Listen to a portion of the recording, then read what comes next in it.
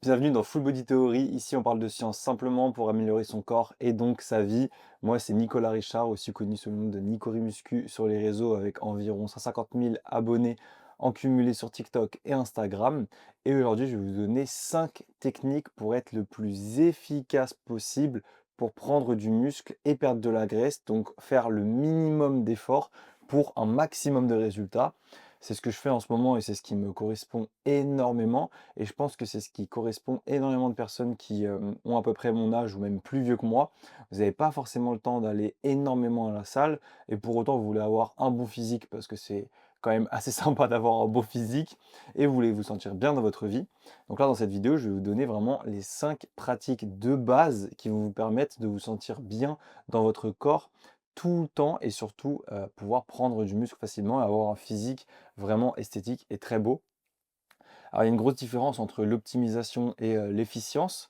Pendant longtemps, moi, j'ai fait de l'optimisation. Ça veut dire que vous donnez tout dans un domaine pour optimiser au maximum les résultats. Donc, en musculation, ça voudrait dire aller 5 ou 6 fois par semaine à la salle et faire des séances d'une heure et demie, 2 heures.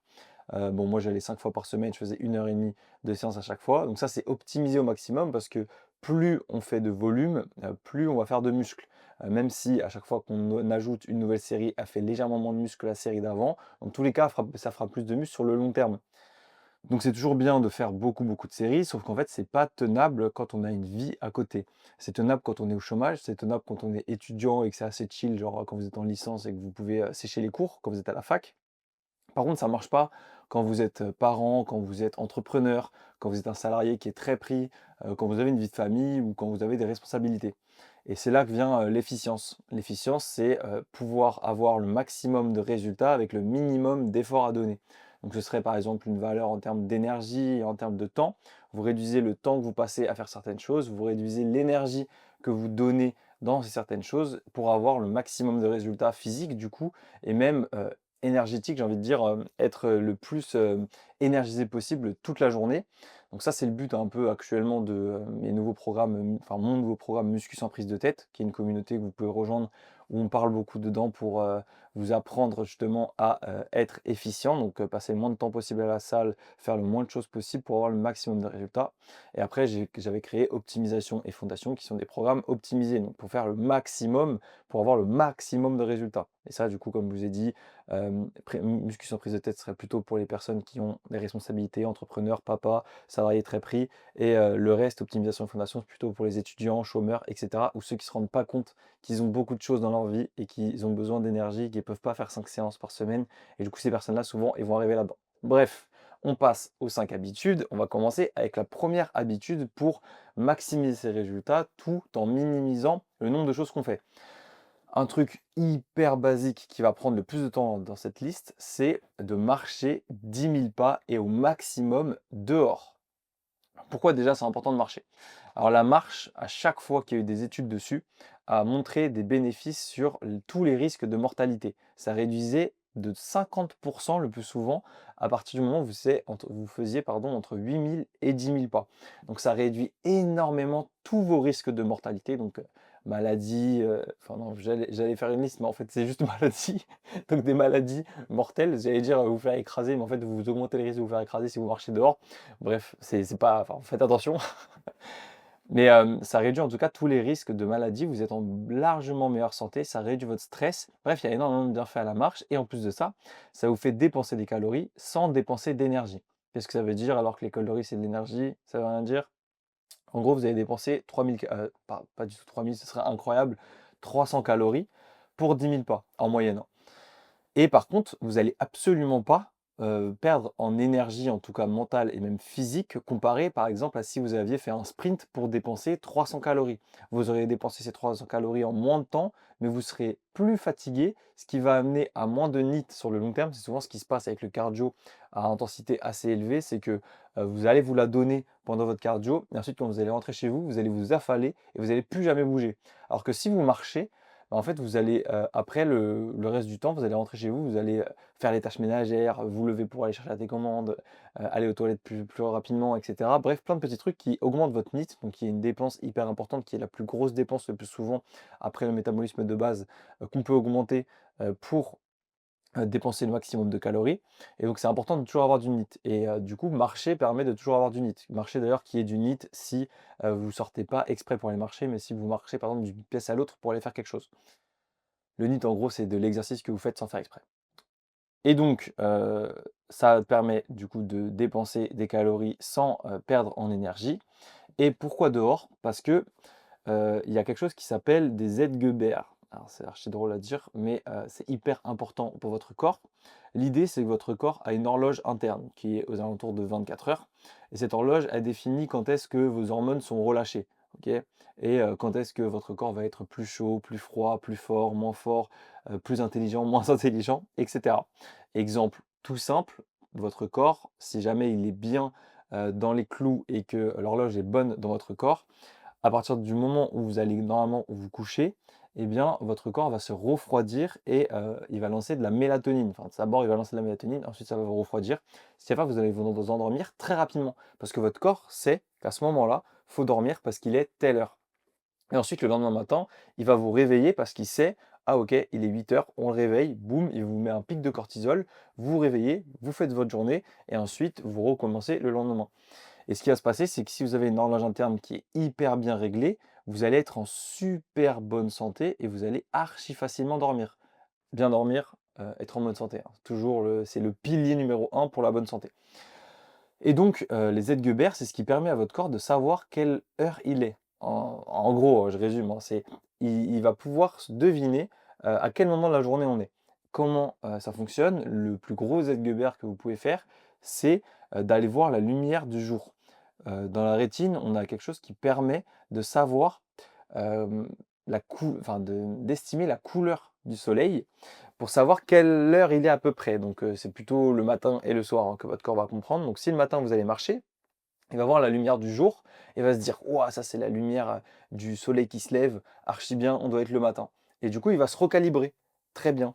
Plus vous passez de temps, dehors, plus votre corps va être calibré. Donc les gens qui passent, leur journée dehors, vous allez être méga calibré.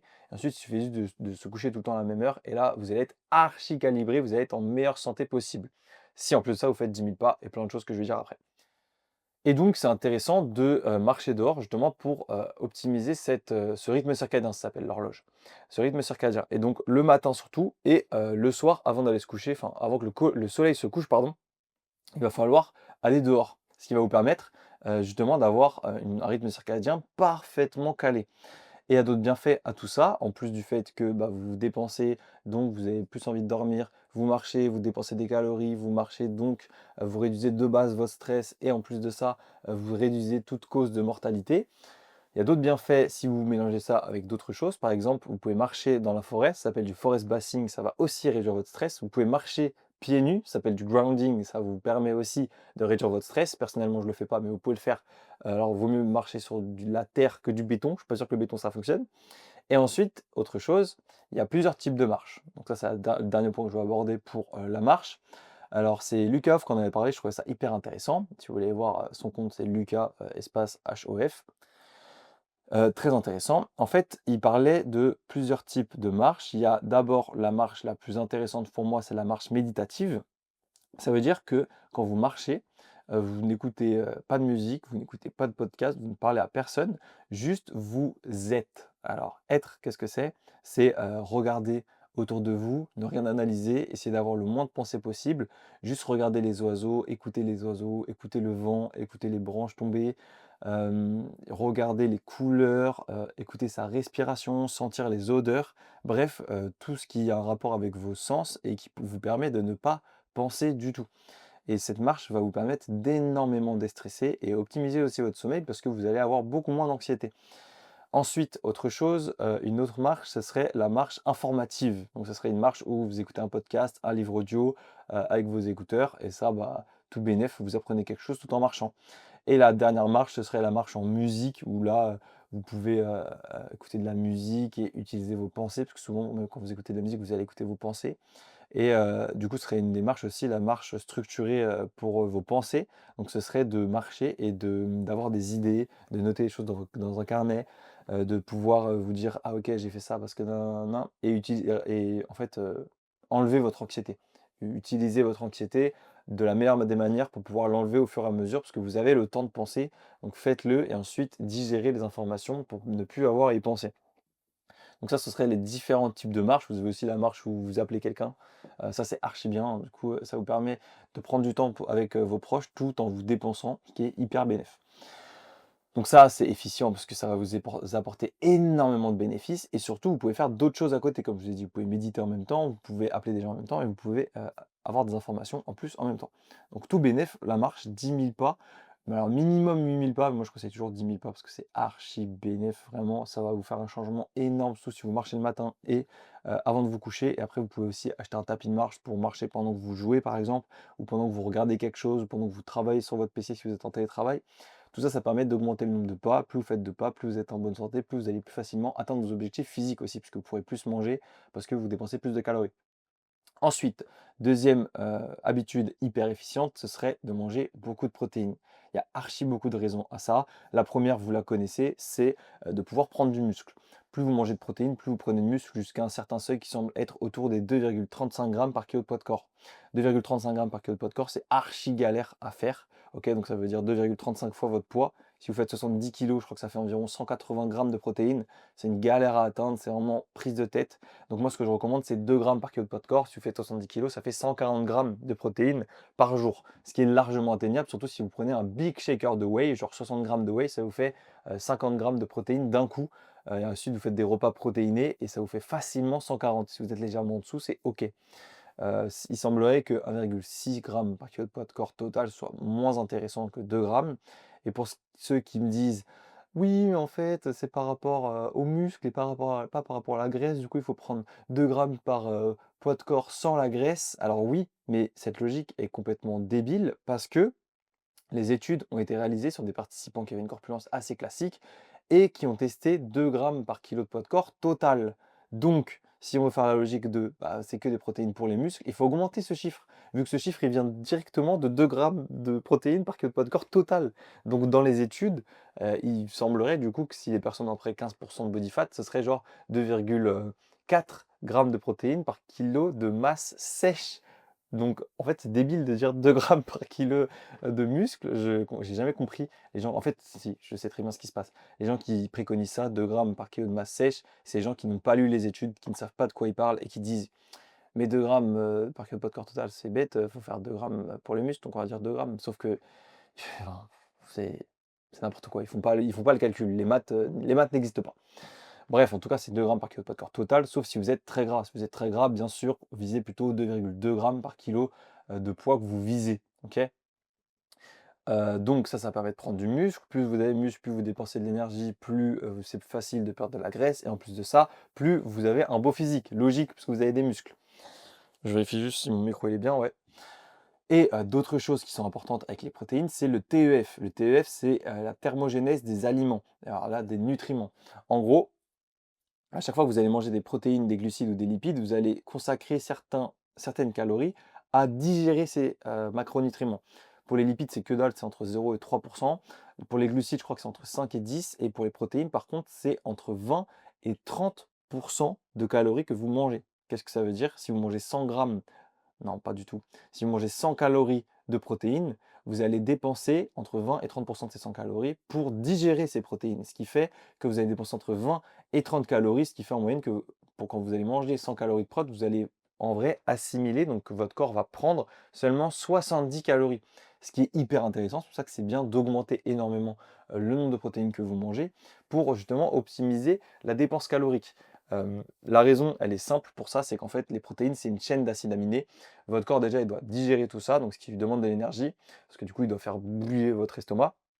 Et surtout, il va devoir après dissocier cette chaîne d'acides aminés et utiliser ces acides aminés un peu partout dans votre corps, ce qui prend beaucoup, beaucoup d'efforts et du coup beaucoup de calories. Et un dernier truc aussi que vous devez savoir qui est trop intéressant, vous pouvez survivre en mangeant que des protéines, et vous ne pouvez pas survivre en mangeant que des lipides ou en mangeant que des glucides. La raison est simple, parce que les lipides ne peuvent pas se transformer en protéines, les glucides ne peuvent pas se transformer en protéines. Par contre, les protéines peuvent se transformer en lipides et en glucides. Et le plus important aussi, c'est que les protéines, pourquoi c'est vraiment le must du meuf au-delà des muscles, le must du must, le must du must au-delà des muscles, c'est qu'en fait, ça va permettre d'avoir des organes tout simplement. En gros, vos organes sont faits de protéines. Si vous avez pas de protéines, vos organes se dégradent et au bout d'un moment, vous mourrez juste. OK? Donc il faut manger des protéines dans tous les cas. Plus on en mange, mieux c'est et plus vous êtes vieux, plus il va falloir en manger aussi. Mais bon ça, pour que les vieux ils apprennent ça, c'est mort, mais peut-être que notre génération quand elle sera vieille, elle saura qu'il faut manger beaucoup de protéines. Donc voilà, hyper bénéf les protéines et dernier point aussi pour les protéines, c'est, que ça va vous, augmenter votre satiété. OK? Ça va vous caler de fou. Ça se voit quand vous prenez un shaker de whey, vous avez plus faim après, le plus souvent. Et en fait, ça, c'est dû au fait que les protéines, sont, un élément qui est très, j'allais dire satiateur, je sais pas si ça se dit, je crois pas que ça se dise, qui, prend beaucoup le ventre en fait et qui empêche, d'avoir beaucoup faim après. Donc, les protéines archi bénef, 2 grammes par kilo de poids de corps total. Si vous êtes gras, 2,2 grammes par kilo de poids de corps que vous voulez atteindre. Enfin quoique, vous pouvez faire même 2 grammes par kilo de poids de corps que vous voulez atteindre. Ensuite, donc là, c'était les 2 premières habitudes, marcher 10 000 pas et manger beaucoup de protéines. Déjà, si vous faites ça, vous êtes très, très, très bien et ça va être facile d'atteindre vos objectifs à compter que, vous allez à la salle, bien entendu. Ensuite, avoir une routine du soir. Je vous ai dit que le sommeil, c'était le pilier numéro un. Déjà, si vous marchez, vous améliorez votre sommeil. Ça, c'est réglé. Les protéines, ça va pas améliorer forcément votre sommeil. Par contre, faire une routine du soir, ça va énormément améliorer votre sommeil et en plus du fait de, comme je l'ai dit, marcher, le matin, et marcher le soir, quand le soleil se couche, si vous avez une routine du soir, votre corps va se dire: «Ah ouais, là, c'est le début de la routine, il va falloir qu'on s'endorme». Une routine classique, basique, très efficiente, c'est douche chaude. Douche chaude, ça permet de, refroidir votre corps parce qu'en fait, votre corps, il prend la douche chaude, il se dit: «Waouh, c'est chaud de zinzin, va falloir refroidir le corps». Vous arrêtez la douche, vous faites vos activités après, votre corps va continuer à se refroidir. Un corps froid permet de plus facilement dormir. C'est pour ça que c'est archi galère de s'endormir l'été si vous n'avez pas de clim. Ensuite, du coup, vous lavez les dents et tout, faites pas les dégueux, lavez-vous les dents. Et ensuite, il va falloir wind down, donc ça veut dire se calmer avec les écrans, calmer son cerveau, essayer vraiment de, reposer votre corps avant qu'il s'endorme. Comment on fait ça? La lecture, hyper bénef. Moi, ce que je fais, c'est petites tâches ménagères, genre je range la cuisine le soir, ce qui me permet de penser à rien et de ne pas utiliser mon téléphone. Donc mon téléphone, j'arrête de l'utiliser 1 heure avant de me coucher, donc ce que j'ai pas dit, la routine du soir, au moins 1 heure, on peut faire une demi heure, mais 1 heure, c'est le mieux et pendant cette heure-là, vous faites douche chaude, faites des petites tâches ménagères ou lisez, brossage de dents et ensuite, quelque chose de méga important que vous pouvez faire régulièrement, mais vous n'êtes pas obligé de le faire, c'est, de faire de la cohérence cardiaque. Plus votre j'allais dire plus votre cohérence cardiaque, mais c'est plus votre fréquence cardiaque est basse, mieux vous allez dormir. Faire de la cohérence cardiaque réduit énormément votre rythme cardiaque. Hier, j'ai testé, parce que là, j'ai acheté une Whoop là récemment. C'est pas du tout sponsor, c'était juste, parce que j'ai envie de tester, voir mon sommeil et cetera. Là, il faut attendre 5 jours pour avoir les vrais résultats et par contre, je voyais ma fréquence cardiaque, en direct et j'étais à 90 battements par minute, pendant que je faisais, les tâches ménagères et ensuite quand j'ai fait ma cohérence cardiaque, je suis descendu à 60, battements par minute, donc ce qui est énorme. J'ai baissé de 30.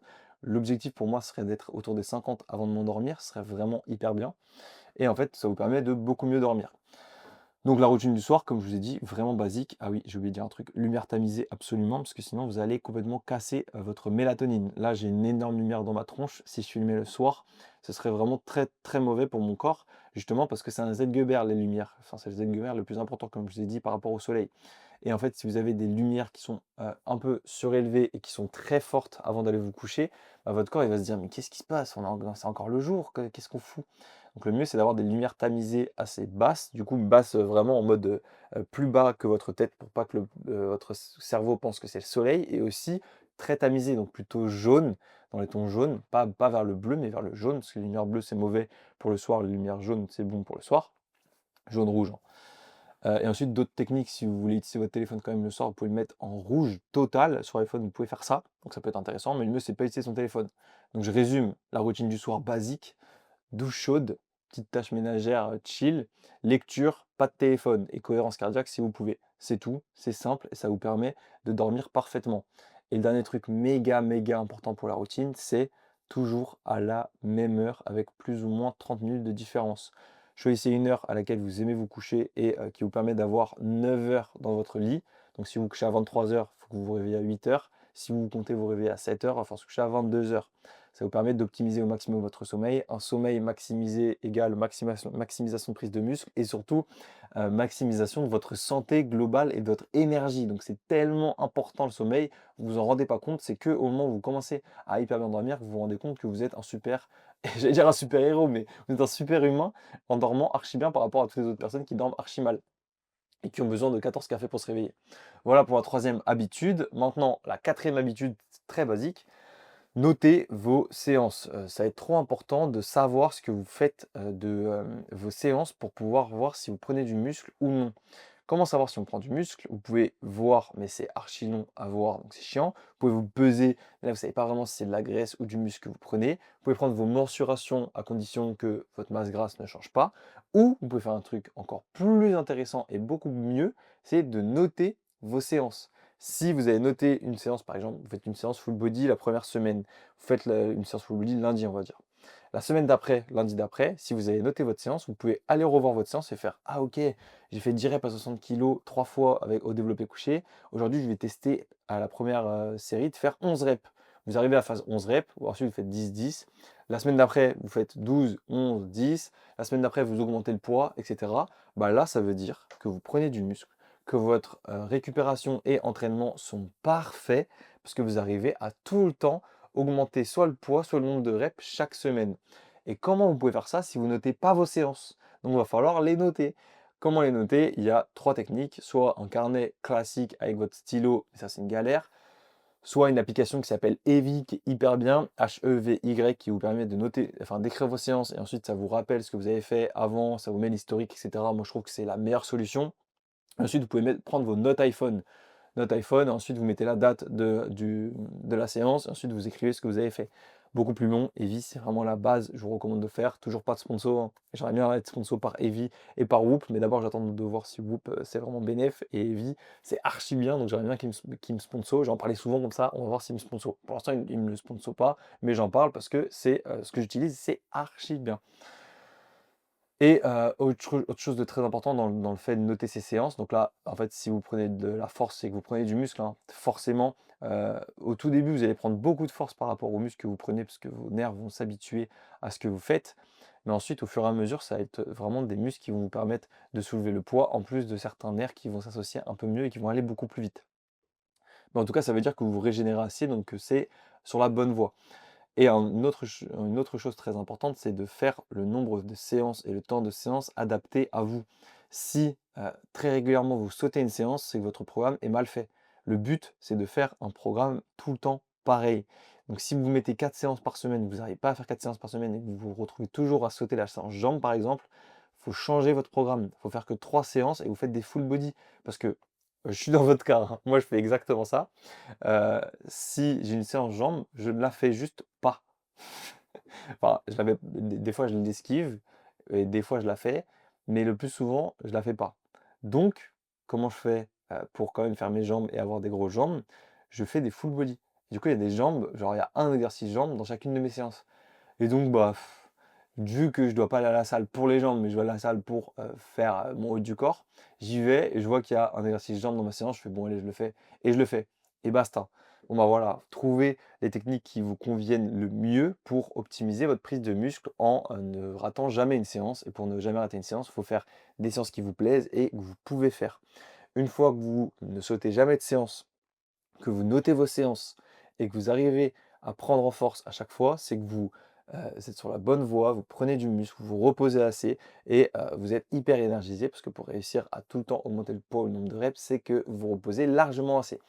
Donc voilà pour la quatrième habitude et maintenant la dernière habitude encore plus basique que toutes les autres, donc j'ai été vraiment la plus longue à la moins longue, c'est de prendre de la créatine. Alors pourquoi, je vous bassine hyper souvent avec ça et que je parle hyper régulièrement de la créatine? C'est parce qu'il y a eu des milliers d'études sur la créatine qui ont montré des bienfaits pour aucun effet négatif. J'ai craché carrément. Le seul effet négatif qu'on peut avoir, en vrai il y en a 2. Le premier ce serait l'argent, mais encore parce que c'est vraiment pas cher du tout par rapport à ce que ça apporte. Donc, la créatine, qu'est-ce que c'est? Parce que du coup, je dis: «C'est pas cher par rapport à ce que ça apporte», mais je vous dis pas ce que ça apporte. Ça apporte 1 kilo de muscle en 8 semaines d'après des méta-analyses. Donc en gros, l'idée, c'est que ça va faire de la rétention d'eau intramusculaire, sachant que vos muscles sont déjà composés énormément d'eau. Bah, là, vous avez juste rajouté de l'eau dans vos muscles qui va permettre d'avoir des plus gros muscles. Ensuite, ça va vous permettre d'avoir plus de force grâce à la régénération de l'ATP. Donc vous allez être plus fort dans des exercices à court terme, donc des exercices où vous faites de la musculation, en fait, clairement. Et aussi, ça va améliorer vos fonctions cognitives. Il y a une étude hyper bien réalisée qui a montré que quand des participants avaient un mauvais sommeil, s'ils prenaient 20 grammes de créatine, ce qui est énorme, hein, et bah, ils avaient autant de facultés cognitives que s'ils avaient bien dormi. Sachant que le sommeil, ça ruine complètement vos capacités cognitives, bah là, ça les a remis au seuil de base. Donc la créatine a d'énormes effets sur la cognition, sur la dépression, sur la prise de muscle, sur la force. Bref, c'est tout bénef. Et le deuxième effet négatif, c'est que des fois, ça peut vous ballonner si vous en prenez trop. Mais le but, c'est d'en prendre que 5 grammes par jour pour avoir les résultats, enfin les bénéfices au bout de 3 semaines. Ensuite, vous en prenez tout le temps. En gros, l'idée, c'est que vous avez une jauge de créatine dans votre corps. Vous prenez 5 grammes par jour pendant 3 semaines, ça va augmenter cette jauge, ça va aller tout en haut de cette jauge, donc le plafond c'est là, ça va faire ça. Et ensuite, il va falloir continuer à prendre 5 grammes pour rester au niveau du plafond. Si vous arrêtez, ça va redescendre. Donc ça sert à rien de cycler la créatine, il faut juste la prendre, saturer les muscles, ça s'appelle, et ensuite vous gardez le même niveau de créatine, donc 5 grammes par jour. Vous pouvez aussi prendre 20 grammes par jour pendant une semaine, vous aurez les résultats plus rapidement, et ensuite vous repassez à 5 grammes. C'est pas forcément intéressant, et si vous voulez le faire, faites en petite prise, sinon vous allez avoir archi mal au ventre. Voilà pour la créatine, c'est vraiment le truc basique, hein, de minimiser les efforts en maximisant les résultats. Les compléments alimentaires, c'est vraiment le top du top par rapport à ça. Il y a pas mal de compléments que je peux vous proposer de prendre. D'ailleurs, dans la routine du soir, j'en ai pas parlé de mes compléments alimentaires, mais si vous les voulez, trop intéressant, enfin, trop intéressant. Ce que je veux dire, c'est que c'est hyper bien. Genre, moi, je dors parfaitement bien grâce à ça. C'est 3 grammes de glycine. Je la prends sur Nutrimuscle. 200 milligrammes le plus souvent de magnésium avec de la taurine. C'est du bisglycinate, donc c'est pas chez Nutrimuscle, je le prends chez Novoma. Magnésium bisglycinate 200 milligrammes. Il y a de la taurine et de la vitamine D dedans, vitamine B6, pardon, archi bien. Théanine, ça c'est sur Amazon que je prends, je sais plus, un truc qui s'appelle Nutricost, je crois, un flacon blanc. Archi bien la théanine pour calmer son corps, se relaxer et bien dormir. Et la dernière chose, c'est que des fois, je prends une moitié d'une gélule de mélatonine. Donc quand je vois des fois le soir que je me couche pas à la bonne heure ou que je suis pas si fatigué, et cetera, je prends 0,25 milligrammes de mélatonine. C'est parfait pour s'endormir facilement et ne pas avoir les effets négatifs de la mélatonine, genre être en brouillard mental le lendemain matin. Et si vous êtes en jet lag, et cetera, la mélatonine, c'est hyper bénef, mais je vous en parlerai plus tard. J'ai fait des vidéos là-dessus sur YouTube directement sur mon compte principal. Si vous voulez aller voir, c'est les 3 compléments pour bien dormir. Voilà pour les 5 habitudes pour minimiser ses efforts et maximiser ses résultats. C'est vraiment dans le truc dans lequel je suis en ce moment. Je continue à vendre mes programmes optimisation et fondation parce que s'il y a des personnes qui sont au chômage, étudiants ou qui veulent tester pour voir s'ils peuvent être capables de optimiser au maximum, bah, je les laisse.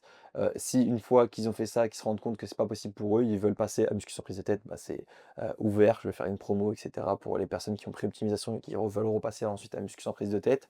L'idée, c'est que tout le monde ait un programme parfait qui lui correspond. Et si vous voulez rejoindre Musculation Prise de Tête pour avoir le plus d'habitude dans ce style qui vous permette de maximiser les résultats en minimisant les efforts pour être en bonne santé mentale et physique et avoir le physique de vos rêves, vous pouvez rejoindre. Le lien est juste en dessous. On se dit à la prochaine pour un nouveau podcast. Ciao!